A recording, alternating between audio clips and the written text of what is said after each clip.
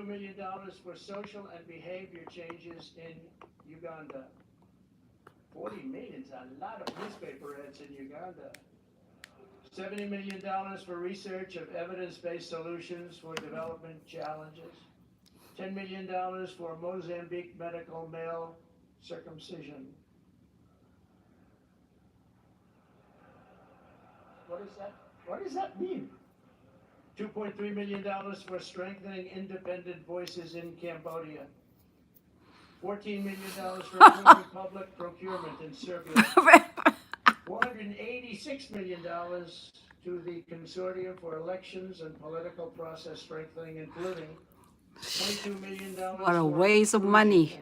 That's my tax. That's our taxes. Fuckers. And $21 million for voter turnout in India. What do we need to spend $21 million for voter turnout Hello. in India? No shit. $21 million. I guess they were trying to get somebody else elected. Well, we ought to tell. I know, right?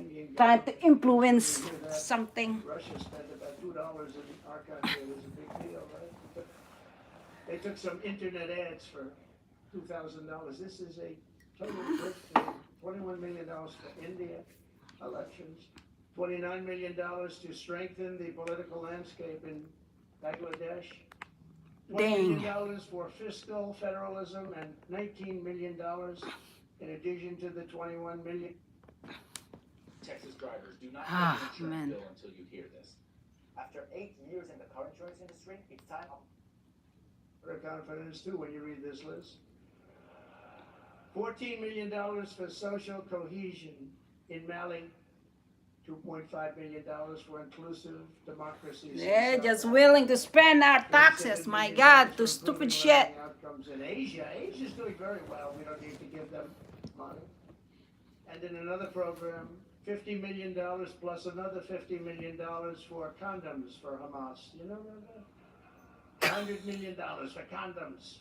Condoms. Does everybody know what a condom is? For Hamas, $100 million. And these are just some. I could read this list all day long. I just don't want to bore you. But these are just some, and not nearly as bad as others. And some are just, I just don't want to say them because they're too insinuatory. We're also finding tremendous abuse, waste, and fraud in Social Security. Social Security is what's happening there is going to be one of the great potential scandals in history. On the program, there are over 4.7 million Social Security numbers from people from 100 years old to 109. Think of that. Crazy. Over 100. There aren't a lot of people that make it. Hopefully, most of the people in this room will make it. But historically, you don't have thousands and thousands of people. But listen to this: 3.6 million people are on Social Security rolls from the age of 110 years old to 119. Do you think there are really that many? Those people are seriously old. But it gets worse. 3.47 million people are on Social Security from the age of 120 years old to 129 years old.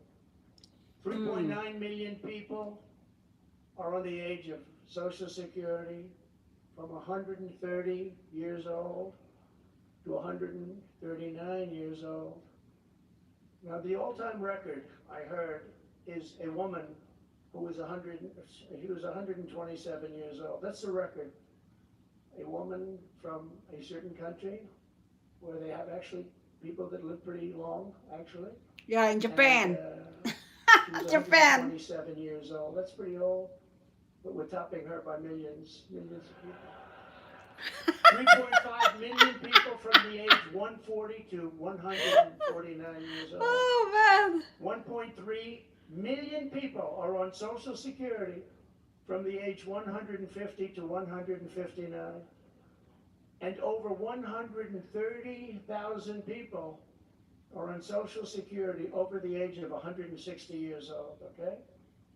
Including 1,039 people. Think of it, over 1,000 people between the ages of Golly. 220 to 229.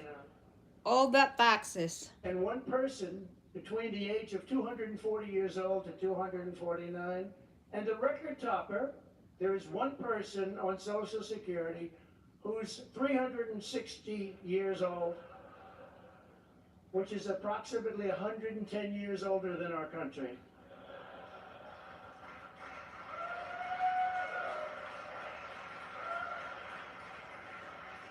Dang. So what we're trying to find out, and what we will find out, is are people being paid from all of these, somebody pocketing 10,000 here, 10,000 there, what's going on? So we'll find that out pretty easily because we have a lot of computer geniuses. I said to Elon, who are these people that are doing this, the Doge people? I said, who are they? Where do they come from? He said, well, number one, they love our country. Number two, they're really genius at computers. So nobody's going to fool them. When they go in, they see some bureaucrat that's scamming the country, and they try and talk about, certain computer language. These people say, no, it doesn't work that way. These are people that have a natural ability as brilliant computer people. It was very interesting when he told me that. I said, that's what you need today. But all of these scams have now been terminated. In addition, over the past month, we have effectively eliminated the U.S. Agency for International Development, which was funding much of this lunacy. We virtually shut down the out of control CFPB, escorting radical bureaucrats out of the building and locking the doors behind them. What they were doing was so terrible. Where they were spending the money was so terrible. What we haven't looked at yet, but will be, is does the money come back to them? Because nobody can be stupid like that. And they're not stupid, they're smart actually. And why are they doing that? Does money come back to them? So we'll figure that out pretty easily, I think, and quickly. But I've ended all of the so-called diversity, equity, and inclusion programs across the entire federal government and private sector. I notified every single government DEI officer that their jobs have been deleted. They're all deleted. And it's interesting, even these companies that have tremendous amounts of money. A number of them just announced, Walmart, you can believe it, they just announced that they're stopping. And these companies are writing off like $220 million. How can you spend that much money no matter what you're doing? If you're teaching something, you're going to have an instructor, you're going to talk, you're going to give them a book. Please read the book. That you find they spent $225 million on that. What's going on? And we were going in the wrong way, and our military was really, although I tell you, we defeated ISIS with our military in 3 weeks. General Raisin King he's some general, he's a real general, not a television general. And 3 weeks ISIS, and I asked him, and I saw some of his people that were so great, the soldiers. We have the greatest military in the world, but we don't have the greatest top leadership. That's why Afghanistan was such a horrible situation and so embarrassing and so many other things. But when we want to, with proper leadership, there's nobody even close to us. We have the best equipment in the world. We make the best equipment in the world. But we have the best military. We never fight to win. We fight to just keep it going forever. And when we fight to win, there's nobody that can even come close to us. But I was talking to General Dan Kane, called Raisin Kane, and I was told it would take about 4 years to defeat ISIS, and he did it in 3 weeks. I said to him, what do you think, General? How long will it take, sir? I think we should do it in less than 4 weeks.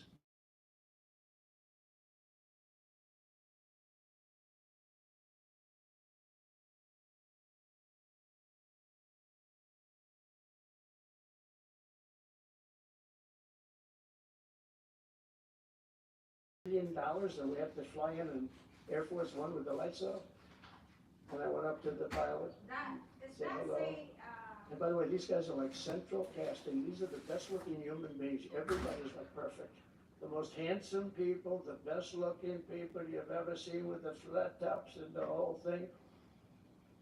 And I was a little concerned because the lights are off and everything's off, and even the lights in where he was were down, very dim, very, very dim, with all of the lights on the fancy dashboards of the plane of Air Force One. We're getting a new Air Force One if they can ever finish the damn thing. We're getting 2 of them actually. But we may have to go a different route because it's taken them a long time. We're gonna get military that's gonna start building. We're gonna get people to start building properly again in our country because they don't build properly. This was Boeing. But we're up there and I'm looking at these people and again, I say, they look like Tom Cruise but better. Stronger, tougher. And I like Tom Cruise, but these are better. And I said, are we okay, Captain? Yes, sir, we're fine. But I'm looking out, I don't see any lights and we're landing. And I'm used to that. I like to sit with the pilots a lot and respect the pilots greatly. And we're up there and, we have the computer, I call it the computer voice, where it goes 1,900, 800, it's feet. Your feet above ground, so that means you're very low. And I'm looking out and my eyes are pretty good and I don't see any lights. And the computer goes out, sounds like an intelligent individual. It goes 1,000. We're 1,000 feet up, it's a 10-story building, there's a big plane. And then it goes 900, 800, 700. I say, Captain, Captain, we don't see any lights. Is everything? Yes, sir, everything's fine, sir. We'll be landing in 3 minutes. And then it goes like 600, 500. Captain, are we okay? And then he goes 400, 300, 200, and I'm saying, man, there's nothing out there. And then he goes, boom, perfect landing right on this thing. There are no lights on the runway. There's no, I don't know how the hell they do it, but I'm sure as hell glad we had somebody that knows how to fly. But they didn't want to have any lights because they didn't want the enemy. After spending, years and trillions of dollars, we have to land with Air Force One with no lights on the runway. But they were incredible people. And then I got out of the plane and actually asked my people, I said, excuse me, I was very brave sitting in that cockpit. Am I allowed to give myself the Congressional Medal of Honor? And they said, I don't think so, sir. I said, well, I felt I was extremely brave. But now here's the problem with saying a story like that when you're a kid. The press will say, President Donald Trump wanted to give himself the Congressional Medal of Honor. Headlines, headlines all over, the fake news. We call it the fake news, but we're all wise to them. But it was something, and then I went down, and it was the same thing. I'm standing on the top, and I look down, and there's these handsome people. Everybody's like from a movie set. Good-looking guys. I get down the stairs, and what's your name? My name is Kane, sir. What's your first name? They call me Raisin. They said, wait a minute, your name is Raisin Kane? I love you. I've been looking for you for 5 years. You are the great. This is what I want. And there was a general next to him. There was a colonel. There was a drill sergeant, a master sergeant. They were all like people. I could make a movie right now. I'd have the best looking people ever. And they were great. And then I went in and, sir, would you like to rest before the bed? No, I don't want to rest. I don't want to rest. I've been resting on. The summer is here, and that means if you have an old air conditioning system, it is going to struggle to keep your house cool. Guys, right now, this month, we have an offer going on where we can get you a brand new, beautiful 2025 air conditioning system for $0 down and starting at just $39 a month. If you're interested, if you'd like more info on this, use the camera app on your phone. You can scan the QR code here to my right or to my left. It's going to take you to a page with 1 or 2 quick questions, answer those, and then we will send you over more information. Again, Royal Air is one of the largest and most trusted heating and air conditioning companies in all of Texas, and right now, this month, we can get you a brand new 2025 air conditioning system that's going to cool your house perfectly, exactly like you want it to, for $0 down and starting at just $39 a month. If you're interested, scan the QR code here to my right or to my left, and we'll send you over more information.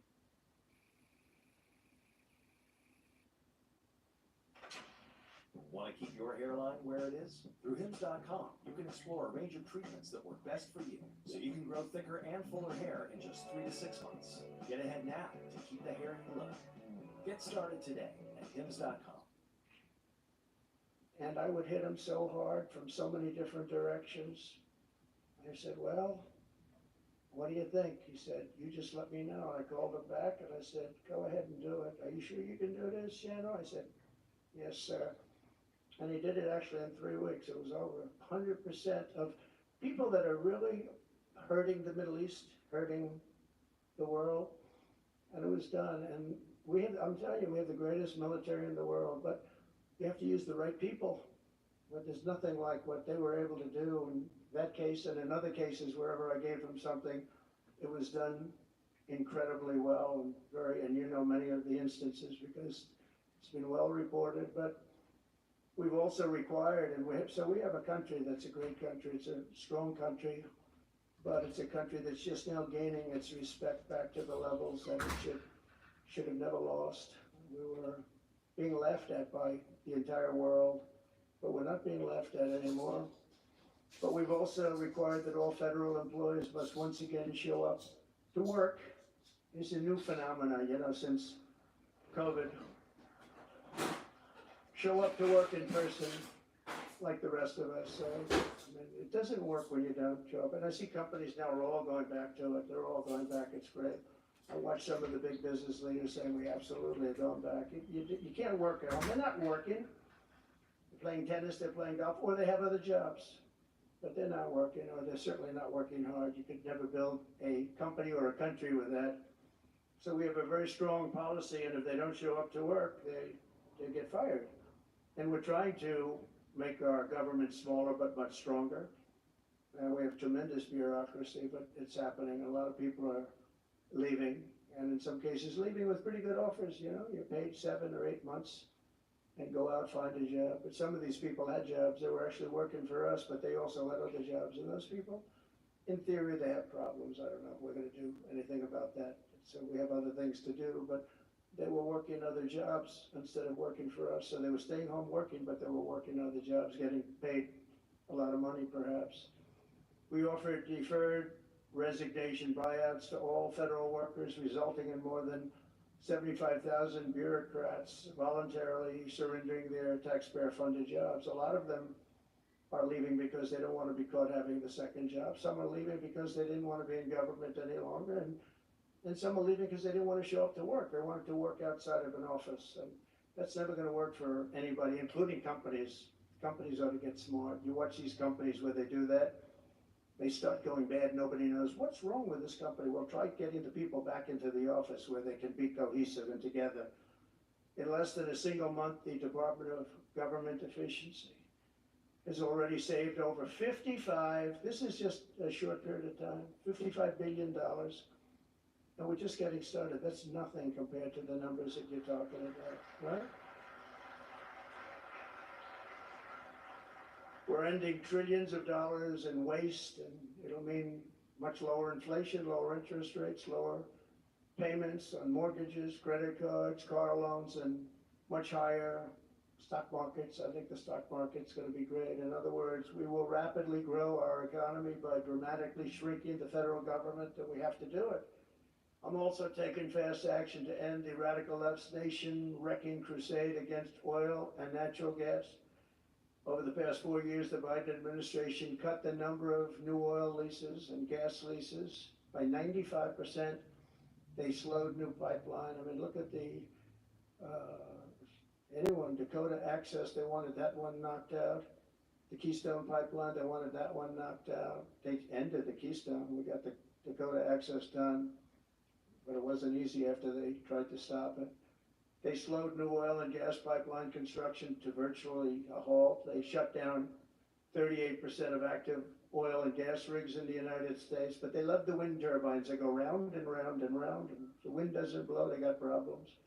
They kill all the birds, they ruin the sight lines, they ruin the plains and the beautiful areas of our country, including the oceans, the lakes. They closed more than 50 power plants, all causing energy prices to skyrocket. You saw that happen. That's what caused inflation, pretty easy. These policies were so destructive that despite draining nearly 40% of U.S. strategic petroleum reserve meant for emergencies, it was meant for emergencies. It wasn't meant for getting the price of gasoline down so that you could win an election. It didn't work for winning the election. Actually, there's so many people that are driving that it's a very small number. It just had a very small effect, but in the meantime, it takes it down. We'll fill it up fast, but it's at the lowest level. When we made the transition, it was at the lowest level in history ever recorded, the lowest level. Nobody's ever seen it that way. They put it all out because they thought they could keep gasoline prices down a little bit, just go past the election, and after that, they didn't care. And it didn't work because they didn't get elected, I got elected. But the price of gasoline still rose over 35%, and in some cases, at some periods, it was 100% and 125% during certain periods of time.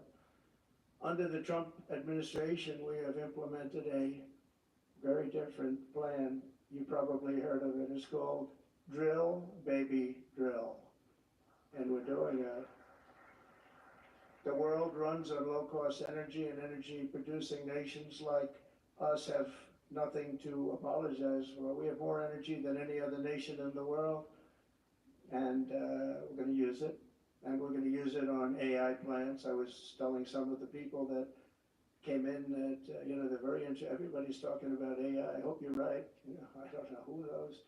But Elon, are they right? Are they right in going they are all in for AI? But the problem is, to do it, just in our country, you need twice the electricity just to open up and be the top of AI. You need twice the electricity that we have right now in the entire country. If you take all of the electricity, you need more than twice. You need double what we have right now just to fuel this new industry that's growing.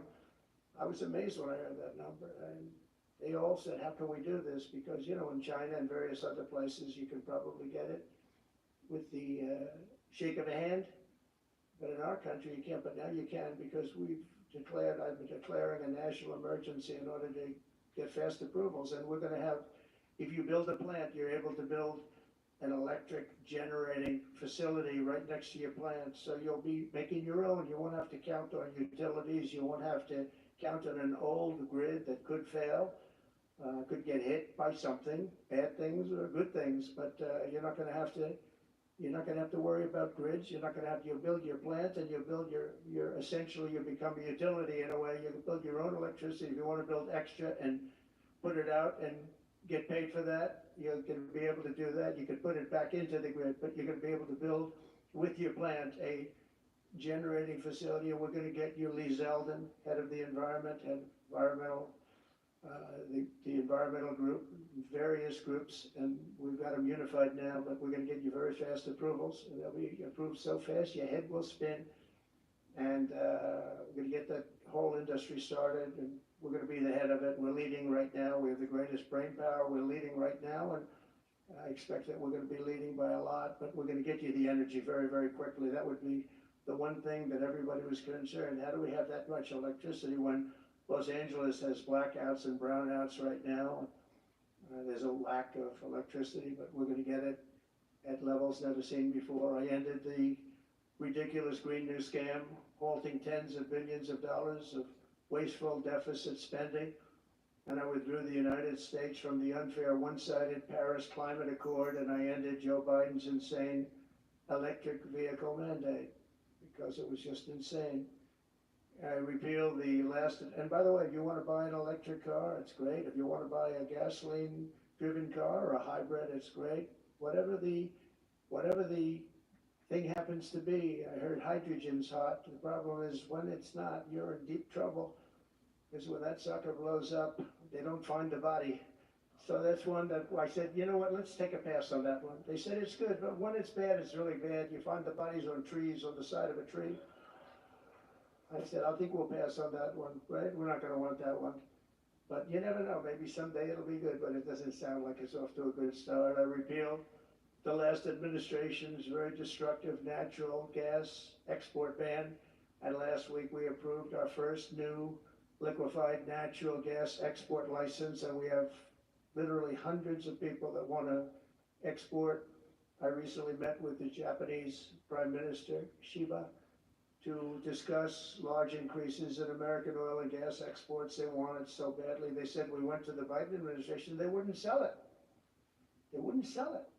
Nobody knows why. Biden didn't know why either. They asked him, I don't know. They did, oh, I didn't know that.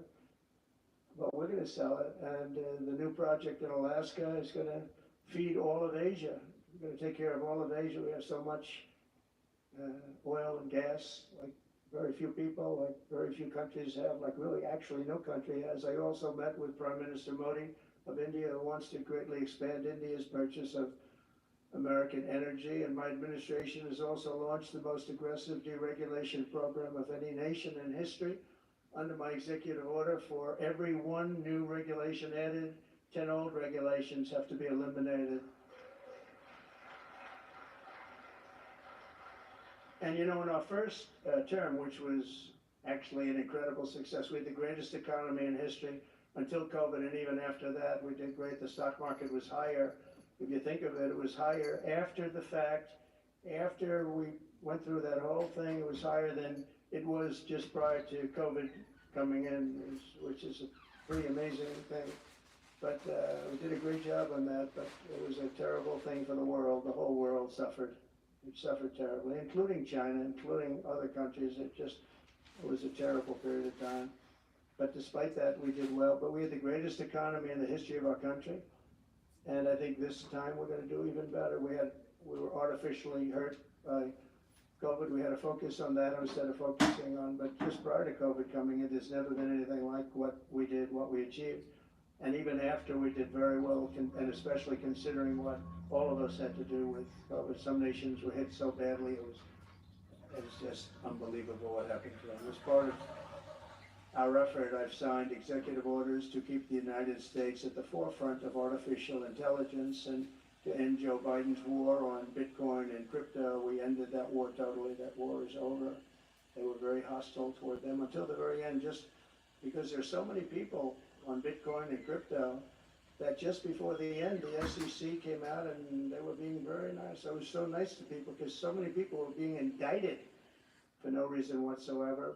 Very political group of people. It's all they did was elect indicting people, but they were being indicted, and many of those indictments were dropped just before the election because they said, wait a minute, there's 100 million, 125 million people using this, and they didn't want to have, all these people being voted against. But by the time they did that, it was too late. We had that vote entirely, I think. I think anybody smart that believed in that, and there are a lot of people believing that anybody that was smart voted for Trump.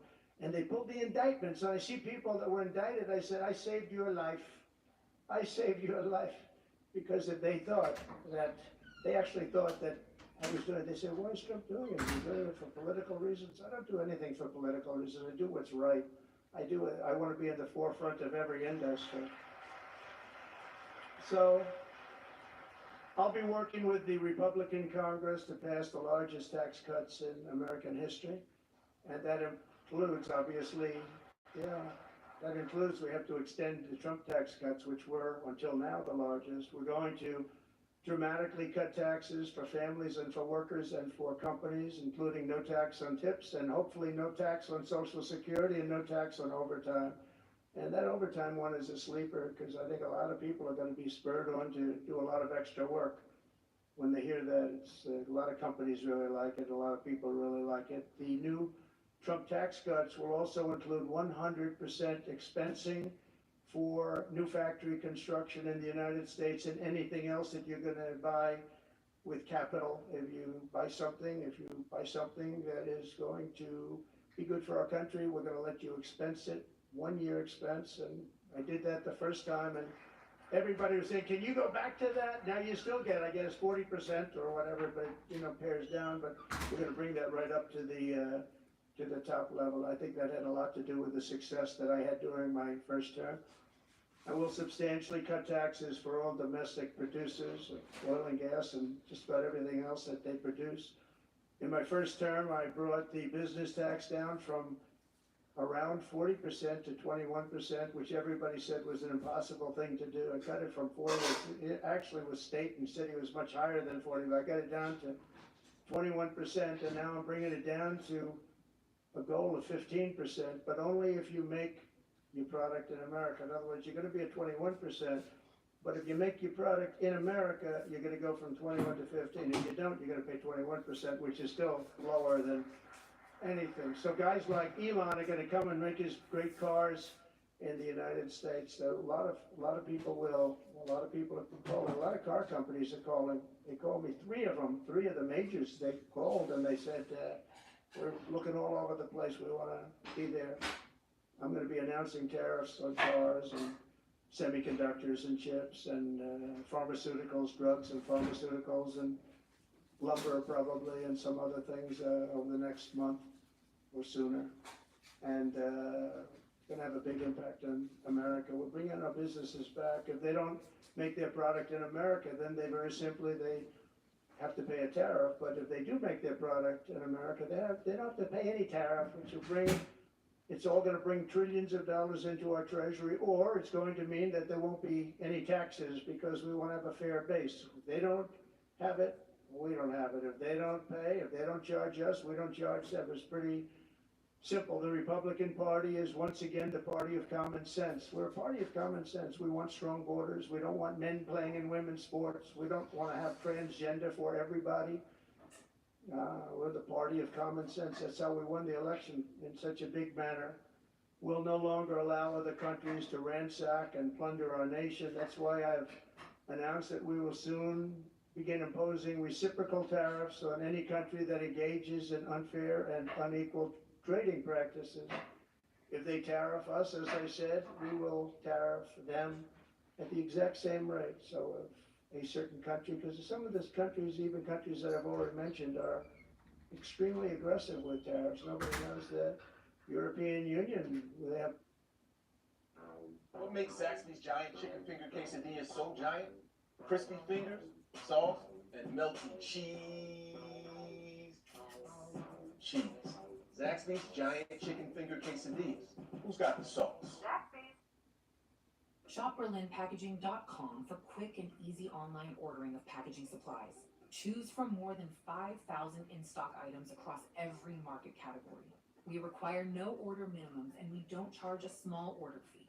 Plus, we provide free shipping on e-commerce orders over $300. Visit www.berlinpackaging.com to start shopping for packaging for your business. Berlin Packaging, helping businesses package more profit for over 100 years. At least I've restored my policy of maximum pressure on Iran, designed to bring peace. And we've designated the Houthis a terrorist organization. They're, destroying shipping lanes all over the place and making it very hard for people to get their product delivered. Making it very difficult, but we'll take care of that situation. And we've secured a ceasefire in Gaza, and we're bringing in the hostages, and we're bringing them home to their families. Some of them are in pretty bad shape, I have to tell you. To end the horrible war in Ukraine, I've spoken with President Putin and President Zelensky, and our teams began negotiations this week in Saudi Arabia. I want to thank Saudi Arabia for that. That was so great. Yeah. And I want to thank, in particular, I know we have so many of the people, Yasser, Mohammed, all the people, but in particular we have to thank Crown Prince Mohammed bin Salman for hosting these historic talks. And talks that went very, very well. Steve was there, Steve Woodcock was there, and Michael was there, Michael Waltz, and others, and they really went well. It's a big step. We're going to get that war over with. You have to see the people that are dying. I look at the pictures, the satellite pictures of the field. It's a level field, and it looks like a modern day version of Gettysburg, and you know what that means. It is just carnage. It's horrible, and it's not American soldiers. It's not even soldiers from the Middle East in the case of Ukraine, Russia, but it's people. It's young people from Russia and Ukraine mostly that are just being decimated. It's flat fields, and a bullet goes, and a bullet only stops when it hits somebody. And the level of people being killed in that battle, soldiers, young soldiers, in some cases old soldiers, because they're running out of people. They're running out of soldiers, in one case. But think of it, a modestly successful comedian, President Zelensky, talked the United States of America into spending $350 billion to go into a war that basically couldn't be won. that never had to start, and never would have started if I was president, not even a chance, then it didn't start for 4 years, never would have started. But a war that he, without the US and Trump, will never be able to settle. They'll never settle that war without our involvement. That's why they did such a great job this weekend. That's why Saudi Arabia did such a great job this weekend in hosting. The United States has spent $200 billion more than Europe, and Europe's money is guaranteed. They get their money back. It's a form of a loan. Nobody knows that. I know that. I said, why isn't somebody saying, we do it the same way? And we spent much more money. We have to equalize. But while the United States gets nothing back, so they get their money back. It's a loan. We just give our money. And we had a deal based on rare earth and things, but they broke that deal. But they broke it 2 days ago. We had a deal because they said, we're spending $350 billion, and Europe gets their money back in the form of a loan, and we don't. We're just giving the money hand over fist. That's the Biden administration for you. But they're no longer dealing with the same United States as they were dealing with a few months ago. Why didn't crooked Joe Biden demand equalization, and that this war is far more important to Europe than it is to us, and that there's a very big, beautiful ocean, a separation. This is, we're helping Europe, we're trying to help Europe. On top of it, Zelensky admits that half of the money that we sent them is missing. They don't know where the money is. He said, well, we don't know where half of it is. So that's great, wonderful. He refuses to have elections. He's slow in the real Ukrainian polls. I mean, how can you be high with every city is being demolished? It's hard to be high. Somebody said, oh no, his polls are good. Give me a break. Every city is being demolished. They look like a demolition site, every single one of them. And the only thing he was really good at was playing Joe Biden like a fiddle. He played him like a fiddle. That's an expression we use, Yasser, to say that he's pretty easy, pretty easy. A dictator without elections. Zelensky better move fast, or he's not going to have a country left. Got to move fast, because that war is going in the wrong direction. In the meantime, we're successfully negotiating an end to the war with Russia. Something I'll admit that only Trump is going to be able to do in the Trump administration. We're going to be able to do it. I think Putin even admitted that. Biden never tried. Europe has failed to bring peace, and Zelensky probably maybe he wants to keep the gravy train going. I don't know what's the problem, but he hasn't been able. He's very upset that he wasn't invited. He could have come if he wanted to, but that he wasn't invited to Saudi Arabia. But he's been working for 3 years. There's never been even meetings or phone calls to stop this war. It's a horrible thing. I figure Russia's lost 900,000 soldiers. I think that Ukraine's lost probably 700,000. And it's a terrible thing. You'll see bodies and body parts all over the field, all over. We see them very accurately through satellites. I love Ukraine, but Zelensky has done a terrible job. His country is shattered, and millions of people have unnecessarily died. And you can't bring a war to an end if you don't talk to both sides. You got to talk. They haven't been talking for 3 years. So we hope to see a ceasefire soon and to reestablish stability in Europe and the Middle East. But thank you very much. And as I've said before, it's my hope that my greatest legacy will be as a peacemaker and a unifier. That will be a great legacy. So in conclusion, the golden age of America is upon us, and I'm inviting everyone here today and every citizen across our land to take part in the most extraordinary period of peace, prosperity, growth, innovation, wealth creation, and expansion the world has ever seen. We're on our way. I mean, everyone's talking about us. 3 weeks. We're in there for a couple of days more than 3 weeks. And everyone's talking about it. You have to see the crowds of people outside. It's pretty amazing what's happening. We're on the verge of soaring markets, surging incomes, booming production, groundbreaking technologies, thrilling discoveries, and a quantum leap in the quality of life. Absolutely a quantum leap. One day very soon our country will have the greatest economy in the history of the world, because we once again have a president who puts America first, and we put America first, and your country should put your country first. But in the end, we want America first, and when it's all beautiful, which is going to be pretty soon, we want to help other countries and you want to help other countries. But, you know, I tell your leaders, and some of the leaders are in this room right now, you got to put your country first. Whether it's Saudi Arabia, whether it's something else, you got to put your country first. But we're going to have plenty left over to help others also. As long as you invest in America, build in America, and hire in America, that means that I'm fighting for you. I am fighting very hard for you. Together we're going to make the United States of America bigger, better, bolder, richer, and greater than ever before. It's going to be stronger than ever before. We're going to be a peacemaker and a peacekeeper. We're going to stop people from these stupid, never-ending wars. We're not going to partake in them ourselves, but we'll be stronger and more powerful than anybody by far. And if it ever came to war, there is nobody that would be able to come close to us. But we don't think that's going to ever happen. So I want to thank you all very much. It's a great honor to be here. And I think somebody said they're going to ask questions. And I didn't say, gee, what are the questions like Biden does? I say, just ask. It doesn't matter. You ask a question and I give an answer. So I think, Richard, you're going to come up and you're going to give me some questions. Thank you very much. Thank you. Thank you very much, Mr. President. Please, a round of applause for the President of the United States of America. Thank you.